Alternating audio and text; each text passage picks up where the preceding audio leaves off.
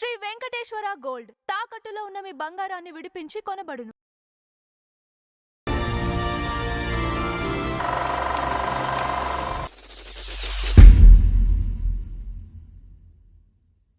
నమస్కారం అమ్మ హరిచంద్రరావు గారు. నమస్కారం రాజబాబు గారు. ఏ ఇంట్లో అయినా మీరు తీసుకుంటే తల్లిదండ్రులతో పాటు వాళ్ళకి సంబంధించిన పెద్దవాళ్ళు ఉంటారు. అంటే అమ్మమ్మ ఇట్లా ఉంటారు చూసారా, ఇట్లా బామ్మలు ఇట్లా. మనకి సినిమాలో చూసినట్టయితే నిర్మలమ్మ గారు గుర్తొస్తుంటారు అందరికి. ఆవిడ గురించి అడిగారు కాబట్టి అగ్రనట్లు ఎన్టీఆర్ గారికి, ఏఎన్ఆర్ గారికి, ఏమండి సోమన్ బాబుకి, కృష్ణ గారికి, తర్వాత ఈ తరం చిరంజీవి, బాలకృష్ణ, తర్వాత చిన్న హీరోలు అందరికీను, రజనీకాంత్కి, కమల్ హాసన్కి కూడా అవును బామ్మగా నటించారు ఆవిడ. అందరికీ అక్క, అమ్మ, బామ్మ ఈ మూడు పాత్రలు మొత్తం మన హీరోలందరికీ నటించిన ఒకే ఒక్క బామ్మ, అమ్మ, బామ్మ, నిర్మలమ్మ. ఓకే. అయితే ఇక్కడ సార్ అక్క అమ్మ వరకు ఓకే, కానీ పెద్దగా రికగ్నైజేషన్స్ ఉన్న సినిమాలు ఉన్నాయి. కులగోత్రాల్లో నాగేశ్వరరావు గారు అమ్మ, మీ కులగోత్రాల్లో నిర్మలమ్మ క్యారెక్టర్ తీసుకుంటే గుమ్మడి గారు నాగేశ్వరరావు గారిని ఇంట్లోంచి రాకుండా ఎవరో అమ్మాయిని పెళ్లి చేసుకున్నాడని అది అందరికీ గుర్తుంటది. కులగోత్రాలు ప్రత్యేకాత్మకంగా తీశారు. కులగోత్రాల్లో కులంగానే అమ్మాయిని పెళ్లి చేసుకున్నాడు నాగేశ్వరరావుని ఎంటర్ కానివాడు. ఆయన సెపరేట్ ఇంటి ఎదురుకుండానే కాపురం పెడతాడు. ఆయన తల్లి నలిగిపోతుంది. ఆ క్యారెక్టర్లో బాగా గుమ్మడి గారు ఈవిడ బయట పెట్టినవాడు, పక్కింటికి వెళ్ళినవాడు. ఆ క్యారెక్టర్లో బాగా మెప్పించిన నటిమణి నిర్మలమ్మ గారి. అంటే ఎక్కువ శాతం బామ్మ క్యారెక్టర్ అంటే బామ్మ క్యారెక్టర్ అంటే ఇక చిన్నోడు పెద్దోడు అనే సినిమాలో శాపనార్థాలు పెట్టి ఇసుక పోసి తిట్టడంలో, ఈ తమిళ్లో మనకు మనోరమ ఉంటుంది చూసారా, ఆ టైప్ క్యారెక్టర్లన్నీ ఈవిడ తెలుగులో చేసిన. చిరంజీవి గారి అంతటైనా ఉండు. చిరంజీవి గారికి కళలో దీంట్లో గ్యాంగ్ లీడర్లో ఎవరన్నా మర్చిపోతారా? వస్తే బామ్మ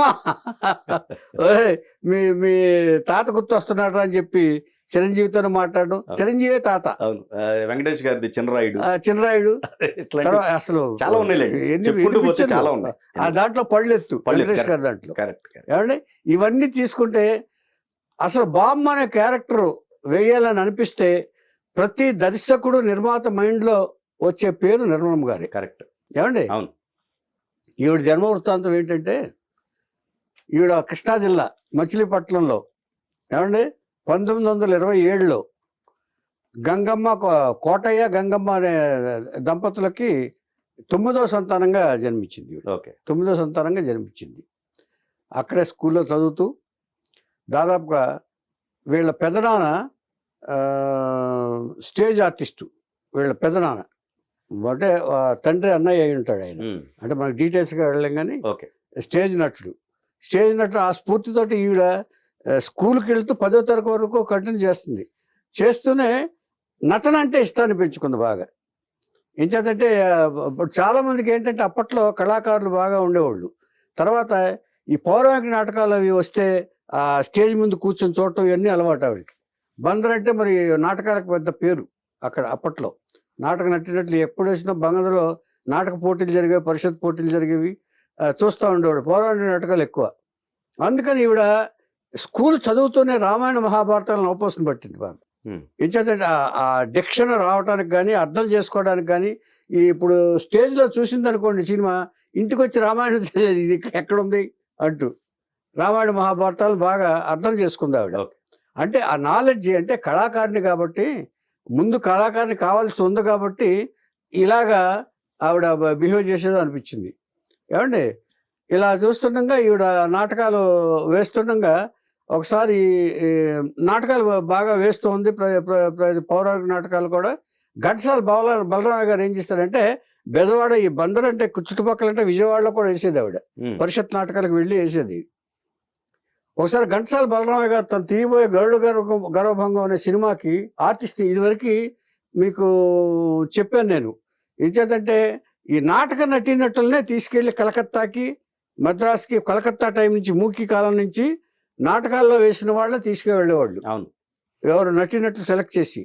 ఆ పరంగా ఘంటసాల బలరామయ్య గారు గరుడ గర్వభంగం అనే సినిమా తీస్తూ బెజవాడ వచ్చాడు నటీనటులు సెలెక్ట్ చేయడానికి. దాంట్లో రుక్మిణి క్యారెక్టర్కి ఒక అమ్మాయి కావాలి. అప్పుడు ఈ అమ్మాయి నిర్మలమ్మ ఒరిజినల్ పేరు రాజమణి, నాట్ నిర్మలమ్మ. ఓకే. పుట్టినప్పుడు రాజమణి, నాటకాల్లోకి వచ్చాక నిర్మలమ్మగా మారింది. ఒకవేళ క్యారెక్టర్ పేరు పెట్టుకుందో మనం ఏం పెట్టుకుందో మనకి డీటెయిల్స్ తెలియవు. ఏమండి, వచ్చిన తర్వాత ఈ అమ్మాయిని చూశాడు.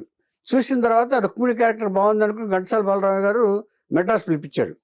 మెడ్రాస్ పిలిపించిన తర్వాత ఏం చేశాడంటే ఆయన అప్పటికి 16 ఏళ్ళు అమ్మాయికి, 16వ ఏట, 27, 30 అంటే 43లో ఇది జరిగింది. ఈ ఇన్సిడెంట్ జరిగింది 43. 16 ఏళ్ళు నిర్మలమ్మ గారికి. సన్నగా ఉండేది బాగా.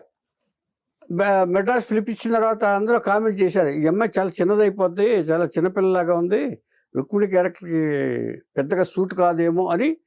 మరి కెమెరామెన్ కానీ వీళ్ళందరూ కానీ ఉంటారు కదండి, వాళ్ళు డౌట్ ఎక్స్ప్రెస్ చేస్తే అప్పుడు ఏం చేశాడంటే రుక్మిణికి వేరే క్యారెక్టర్ వేసి, వేరే అమ్మాయిని వేసి, ఈవిడ్ని మాత్రం పిలిపించినందుకు వెనక్కి పంపించకుండా ఒక చెలికత్తె, రుక్మిణి దగ్గర చెలికత్తెలు ఉంటారు కదా, ఆ క్యారెక్టర్ ఒకటి ఇచ్చాడు.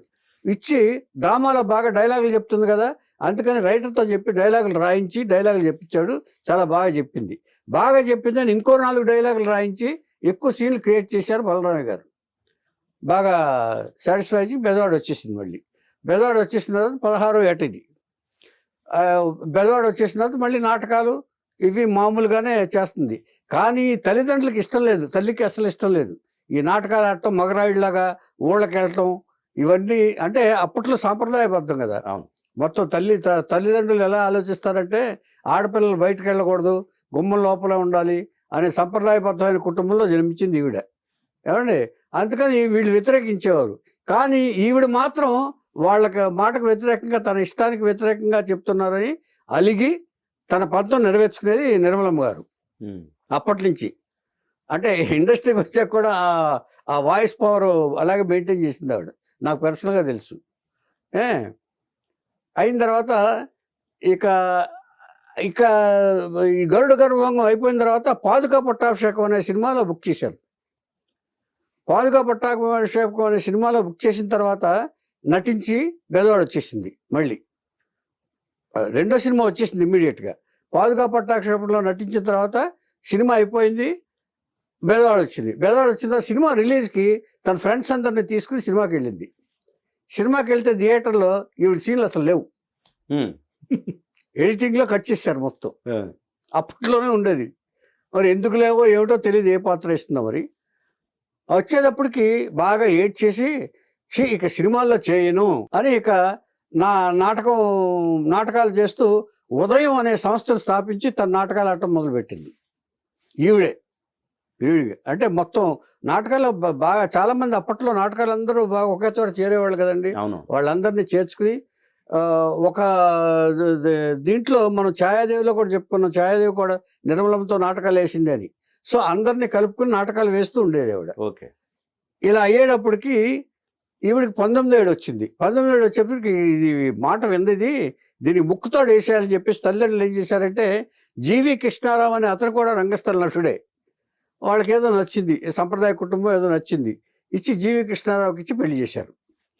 పెళ్లి చూపుల్లోనే చెప్పింది ఈవిడ కృష్ణారావు గారికి, నేను మీతో పెళ్లి చేసుకున్నా సరే నేను నటన మాత్రం మానను, అలా ఒప్పుకుంటేనే పెళ్లి చేసుకుంటాను అని చెప్పి మన సినిమా సీన్ లాగా ఉంటుంది ఇదంతా. ఏమంటే ఆయన ఒప్పుకున్నాడు, ఆయన కూడా నటుడే కదా మరి. పెళ్ళయింది. పెళ్ళయిన తర్వాత ఇక ఏం చేసుకున్నారంటే ఇక సినిమాలు ఇది అనుకోవట్లేదు. ఇక సినిమాలకు నాటకాలు మాత్రం వేస్తున్నారు. వేస్తున్న తర్వాత ఒకసారి ఏం చేశారంటే ఆదిత్య సుబ్బారావు గారు ఆడపెత్తనం అనే సినిమాకి అక్కినేని నాగేశ్వరరావు పక్కన హీరోయిన్గా ఈవిడిని పిలిచాడు. ఆడపెత్తనం అనే సినిమా తీశారు ఆదిత్య సుబ్బారావు గారు. తీస్తూ నిర్మలమ్మ గారిని, అంటే నాటకాల్లో బాగా పాపులర్ కదా, అందుకని ఆవిడ పిలిచాడు. పిలిస్తే సినిమాల్లో చేయనని అనుకుంది కదా, నేను రాయనండి, నేను చేయనండి అని చెప్పేసింది. ఈవిడికి డౌట్ ఏంటంటే, సినిమాలో వేసిన తర్వాత మళ్ళీ నా ఫ్రెండ్స్ ముందు నాకు అవమానం జరిగింది కదా, ఇక మళ్ళీ తీసేస్తారేమో అనే డౌట్. రిజెక్ట్ చేస్తే ఆవిడ అంజలీదేవిని పెట్టి తీశారు వాళ్ళు. ఆ సినిమా రిలీజ్ అయింది. రిలీజ్ అయిన తర్వాత చూస్తే అంజలీదేవి విపరీతమైన పేరు వచ్చేసింది హీరోయిన్గా. అరే, నేను వేయాల్సిన క్యారెక్టర్ అంజలీదేవి వేసిందే, అంచేత ఇది నేను మిస్ చేసుకున్నానా, కావాలని మిస్ చేసుకున్నానని ఫీల్ అయింది నిర్మలమ్మ. అప్పుడు భర్తతో మాట్లాడి అప్పుడు పెళ్ళయింది కదా, పిల్లలు కూడా లేరు, 2-3 సంవత్సరాలు అయిపోయింది. భర్తతో కలిసి ఎలాగైనా సరే మెడ్రాస్ వెళ్ళి సినిమాలు ట్రై చేయాలని చెప్పేసి మెడ్రాస్ బయలుదేరి ఇద్దరు వెళ్ళారు. భార్యాభర్తలు ఇద్దరు వెళ్ళిన తర్వాత అక్కడ మకాం పెట్టారు. అయితే ఇప్పుడు ఆయన కూడా ఉన్నాడు కదా, ఆయన సినిమాలో ప్రొడక్షన్ మేనేజర్గా చేరాడు. జీవి కృష్ణారావు గారు ప్రొడక్షన్ మేనేజర్ అంటే నేను కూడా పనిచేశాను ఆయనతో. ఆయన మేమిద్దరం కలిసి పనిచేసాం. ప్రొడక్షన్ మేనేజర్ ఎమ్మెల్యే ఏడుకొండల సినిమాకి మేమిద్దరం పనిచేసాం. మంచి సినిమాది. ఈ నాటకాలు వేసేటప్పుడే, ఆడపెత్తం రాకముందే నాటకాలు వేసేటప్పుడే కాకినాడలో మనం ఇదివరకు ఒక పరిషత్ నాటకాలు జరిగితే రాజ్ కపూర్ని ఇన్వైట్ చేశారు. చాలా మందిని అప్రిషియేట్ చేశాడు ఆయన. మనం చెప్పుకున్నాం, ఇది చలంగారిని కానీ ఆంధ్ర దిలీప్ అన్నది పృథ్వీరాజ్ కపూరే. ఇలాగా చాలా మందిని అప్రిషియేట్ చేస్తూ భాగంలాగా కరువు రోజులు అనే నాటకం వేస్తే ఈవిడ ఎవరిని, మన నిర్మలం గారు, ఆవిడ్ని నువ్వు గొప్ప నటు అవుతావు అని చెప్పి ఆశీర్వదించారు పృథ్వీరాజ్ కపూర్ గారు కాకినాడలో. ఈ కాకినాడలో ఇది చరిత్ర. మనకి ఒక పరిషత్తులో నాటకాల పోటీలకి ఆహ్వానించారు ఆయన ఇన్సెట్గా. అంటే దాదాపుగా 7 నాటకాలు ఉంటాయి కదా వేసినప్పుడు, ఆయన చీఫ్ గెస్ట్గా వేసినప్పుడు నాటకాలు చూస్తారు కదా ఆయన.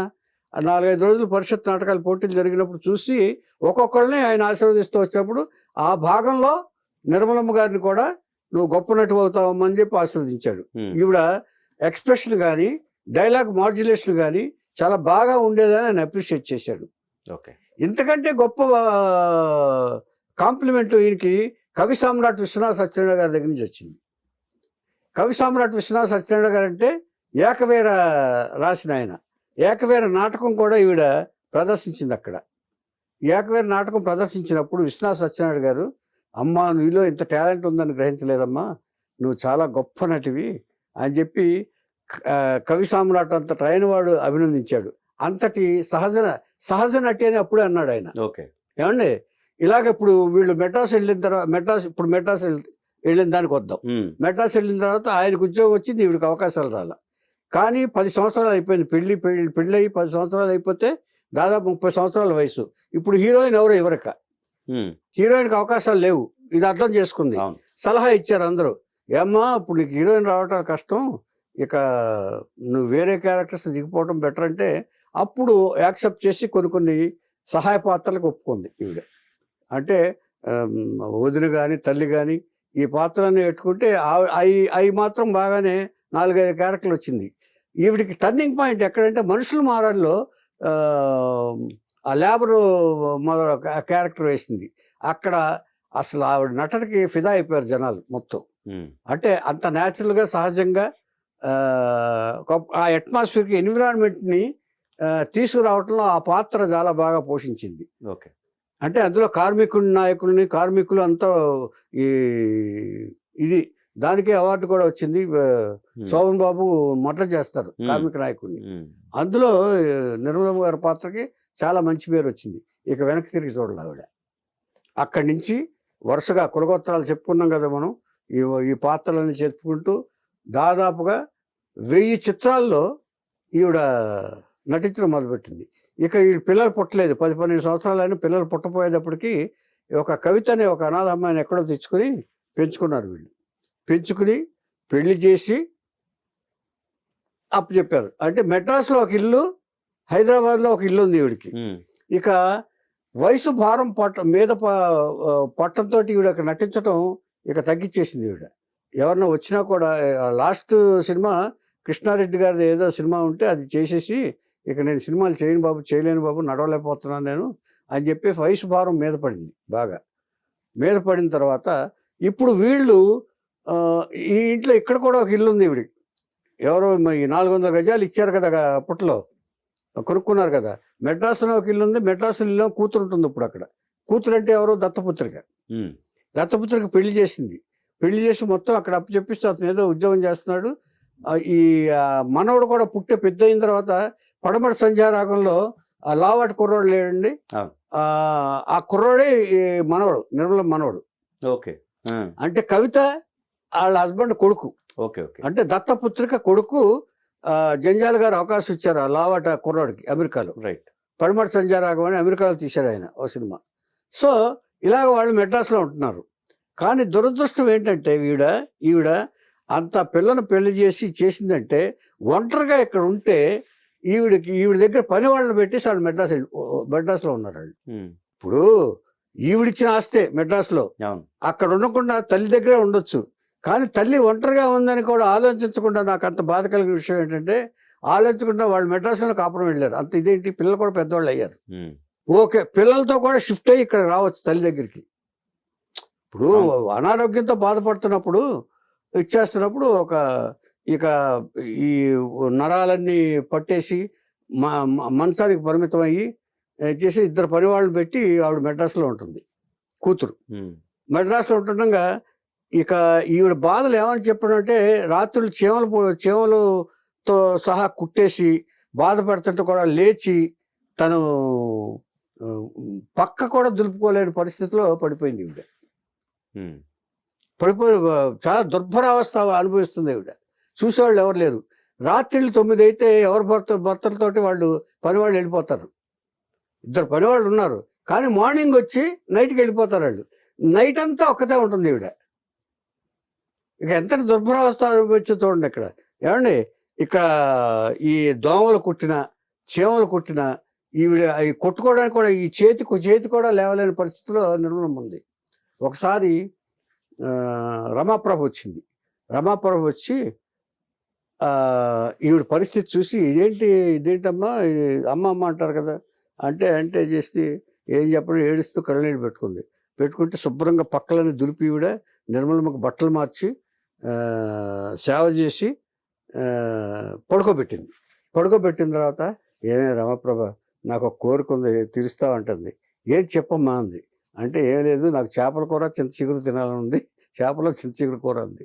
వెంటనే వెళ్ళి అది సంపాదించి ఇక లేకపోయినా సరే తీసుకొచ్చి తినిపించి పడుకోబెట్టిన తర్వాత ఇక అలాగే గడుపుతూ నేను ఇక మరి ఇంత ఆస్తి ఇచ్చిన తర్వాత కూతురు కొన్నాళ్ళు తల్లి దగ్గర ఉంటే తప్పేంటే ఒకవేళ వాళ్ళు ఉద్యోగం కూడా వదులుకుని, ఇంత ఆస్తి ఉంది కదా, ఉద్యోగం కూడా వదులుకుని ఆ ఇల్లు అక్కడ ప్రాపర్టీ అమ్మేసి ఇక్కడ హైదరాబాద్లో ఉండొచ్చుగా, ఉండలా, వాళ్ళు రాలా. ఒంటరిగానే ఉంటూ 2009 సంవత్సరంలో ఆవిడ బహుదీన స్థితిలో మంచం నుంచి లేవలేని పరిస్థితిలో ఆవిడ మరణించిందండి. చూడు, ఇప్పుడు అనాథ అనేది కూడా వాళ్ళకి అర్థం కాల. అంటే వీళ్ళు కూడా వీళ్ళు చేసిన తప్పులు కూడానండి. ఏం చేద్దంటే అపాత్ర దానం అంటే ఇదేనండి. అంటే వీళ్ళు సంపాదించి కేవలం ఈవిడ సంపాదన మొత్తం. అదే మెడ్రాస్లో ఇల్లు కానీ నో మోరల్స్. ఏమండి వాడు అప్పుడు అల్లుడు ఎవరో ఉద్యోగం చేస్తూ ఉంటాడు. ఇప్పుడు ఇంత ఆస్తి ఇచ్చిన తర్వాత ఆ ఇల్లు అద్దెకి ఇచ్చేస్తే దాదాపు 30-40 వేలు వస్తాయి. ఇక్కడ ఉండొచ్చు కదండి. పైగా చేయాలి కూడా, ఎందుకంటే చేయాలి కదా. ఇప్పుడు పని వాళ్ళని పెట్టండి. ఒకవేళ ఆమె లేదండి, అమ్మాయి పరిస్థితి ఏంటి? ఎక్కడ ఉండేది? ఎక్కడ అసలు నాకు ఎంత పెంచిందో నాకు తెలుసండి. అప్పుడు చిన్నప్పటి నుంచి ఎంత గారాబంగా పెంచిందో. తర్వాత ఈవిడ మొత్తం మధ్యలోనే చనిపోయాడు కృష్ణారావు గారు ఇక్కడికి వచ్చే ముందు. ఏమండి చనిపోయిన తర్వాత ఆవిడే ఈ అందరికీ కూడా ఈవిడ నిర్మలమ్మ సినిమాల్లోనే బామ్మ కాదండి, ఒరిజినల్గా కూడా అమ్మగారు ట్రీట్ చేసేవాళ్ళు పెద్దవాళ్ళందరూ. వీళ్ళకి కూరలన్నీ వండి పెట్టేదండి రుచిగా. మనం సూర్యకాంత్ గారిని వాళ్ళు చెప్పుకున్నామే, ఛాయాదేవి గారిని.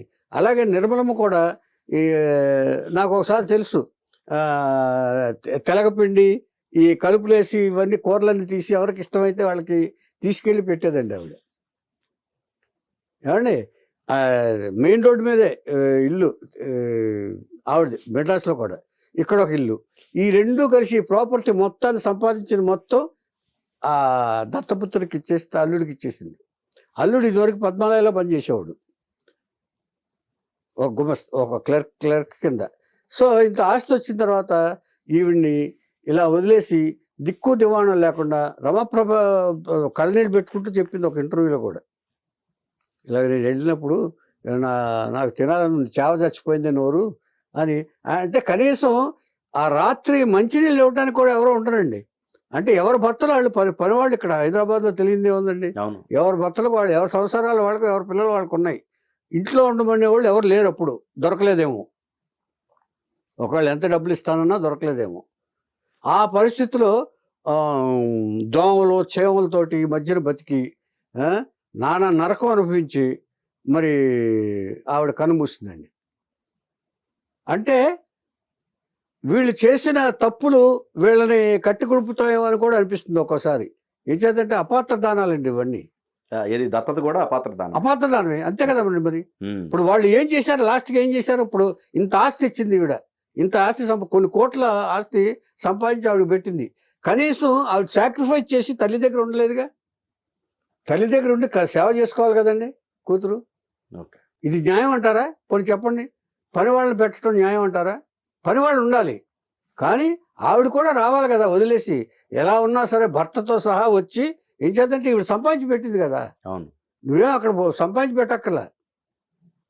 బోళ్ళంతా ఆ ఇల్లు మెడ్రాస్లో ఇల్లు అద్దెకిస్తే 30-40 వేలు వస్తుంది, చాలదండి. ఇంకోటి ఒక ఐడెంటిటీ ఇచ్చిందిగా. ఇప్పుడు సొసైటీలో ఆ పలానా ఇప్పుడు ఐడెంటిటీ. మరి ఆవిడ మానసికంగా ఎంత బాధపడిందో మనకు బయటకు రాలా. ఇప్పుడు నా కూతురు నేను ఇంత చేశాను, ఈవిడ చేసిన బాధపడి ఉంటుంది కదా ఆవిడ. రైట్. నాకు ఈ కర్మ ఏంటి, నేను ఇంటికింత బాధపడుతున్నది, ఎవరో లేక, పిల్లలు లేరు కదా. పిల్లలు లేకపోవటం ఒక దరిద్రం అండి. పూర్వజన్మ కర్మఫలం. పిల్లలు లేరు ఇద్దరికి. పిల్లలు లేకపోబట్టి అమ్మాయిని పెంచుకున్నారు. అబ్బాయిని పెంచుకుంటే పోయి ఏమన్నా చూసేవాడేమో ఆస్తి కోసం ఆయన. ఇంత దారుణమైన స్థితిలో, దీన స్థితిలో నిర్మలమ్మ మరణించిందండి. అంటే అందరినీ ఆప్యాయంగా ఎరా నాయన బాబు అంటూ పలకరించే నిర్మలమ్మ తల్లి స్థానంలో ఉండి ఇండస్ట్రీని ఆప్యాయంగా చూసిన అమ్మ దీన స్థితిలో మరణించింది. అంటే ఇప్పుడు ఎవరి పనులు వాళ్ళకు ఉంటాయి కదా సార్. ఇప్పుడు తెలిసినా కూడా, ఇప్పుడు రామాప్రభ కాబట్టి అప్పుడప్పుడు వచ్చి అందరూ చూసి వెళ్ళేవాడంట. అది చూసి వెళ్ళినా కూడా తను చెప్పలేదు, తను చెప్పుకోదు. ఆత్మాభిమానం ఉంటుంది కదా. అదే అండి నిర్మలమ్మ గారి పరిస్థితి. సో దయనీయమైన స్థితి. ఇంత ఆస్తి సంపాదించి, బోళ్ళంత ఆస్తి అండి, పెద్ద ప్రాపర్టీ మెడ్రాస్లో కూడా. ఇక్కడ 400 గజాల్లో పెద్ద ఇల్లు, గార్డెన్తో సహా ఉంది. ఇక్కడ మన కెఎస్ రామారావు గారి ఇంటి ఎదురుకుండా ఇల్లు. ఓకే. ఈ జూబ్లీ హిల్స్ చెక్ పోస్ట్ దగ్గర. అదే కోట్ల రూపాయలు. కోట్ల రూపాయలు 400 గజాలండి. అదే చూడండి. అంచేత అంత లంకంత ఇంట్లో ఆవిడ ఒక్కతే మరణించిందండి. అది ఇది నిర్మల గారు. తర్వాత ఈ కాంతారావు గారి దాంట్లో ఒక తప్పు జరిగిందండి నా వల్ల. నేను టి కృష్ణ గారు అని చెప్పి ఇద్దరు టి కృష్ణలు ఉన్నారండి. నేను ఈ టి కృష్ణ గారు అంటే లేటెస్ట్ మన గోపీచంద్ గారి ఫాదర్ మైండ్లోకి వచ్చేసి ఆయన అని చెప్పాను. కృష్ణమాచారి అనే అతని రూమ్లో కాంతారావు గారు షేరింగ్ రూమ్లో ఉన్నారని చెప్పాను కాంతారావు గారు చెప్పినప్పుడు. కానీ ఈ టి కృష్ణ గారు గోపీచంద్ ఫాదర్ కాదండి. ఆయన ఆదిత్య సుబ్బారావు గారి దగ్గర ఎడిటరు చేసి తర్వాత ఖైదీ బాబాయ్ అనే సినిమాని డైరెక్ట్ చేశారు. ఆయన కూడా టి కృష్ణ గారే. గబుక్కున్న నా నోట్లోంచి ఆ టి కృష్ణ గారు చెప్పబోయి ఈ గోపీచంద్ ఫాదర్ గారు అని చెప్పాను. దానికి క్షంతవ్యుడు నేను. అప్పుడప్పుడు జరుగుతూ ఉంటాయి, జరిగినా కూడా అంటే వాళ్ళకి నేను క్లారిఫికేషన్ ఇవ్వాల్సిన అవసరం ఉంది. కాంతారావు గారిని రూమ్లో చేర్చుకుని హెచ్ఎం రెడ్డి గారి దగ్గరికి తీసుకెళ్ళింది ఆదిత్య సుబ్బారావు దగ్గర ఎడిటర్ చేసిన టి కృష్ణ గారు. ఆయన తర్వాత కాలంలో డైరెక్షన్ కూడా చేశారు. ఖైదీ బాబాయ్ అని సోమబాబు సినిమా డైరెక్ట్ చేశారు. ఆదిత్య సుబ్బారావు అని ఉంటారు ఆయన కూడా. ఆయన కృష్ణమాచారి టి కృష్ణ ఆయన పేరు. ఆయన కూడా టి కృష్ణ, ఈయన కూడా టి కృష్ణ. అక్కడ పొరపాటు జరిగింది, అది సారీ.